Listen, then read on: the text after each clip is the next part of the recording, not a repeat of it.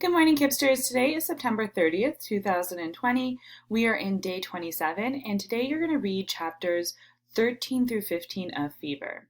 So you should have already completed this do now, where you thought about, has your attitude towards COVID-19 changed at all this year?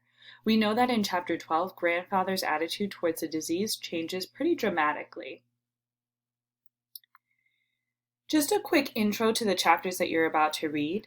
In the first part of chapters 13 through 15, Maddie is going to try to fish using her petticoats. So those are the skirts that go under your bigger skirt. She's going to use that and try to use that as a net to catch some fish.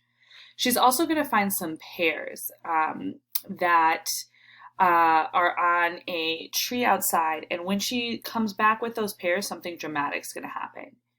She's going to find herself at a place called Bush Hill, which is kind of hard to see in this picture, but it is a mansion that was turned into a hospital for fever victims.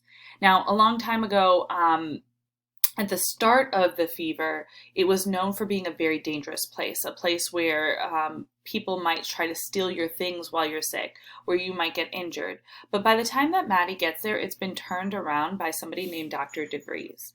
And so this is a picture of him there. He's a French doctor who has come up with a lot of really good methods for treating yellow fever. So at first we had Mr. Rowley, who was doing some really old school medicine methods. Then we had Dr. Rush, who was doing some more up to date for that time medicine, but still not the best way of treating yellow fever. And now we have Dr. DeVries, who's doing some better ways of treating yellow fever. Once Maddie gets well, or once the patients at Bush Hill get well, they get sent into the barn. So this is a picture of what a barn might look like. And again, this is all repurposed to help people get better after they've had yellow fever. All right, I hope you enjoy reading these chapters. And as always, if you have any questions, please reach out to me or Miss Vigil Nugent.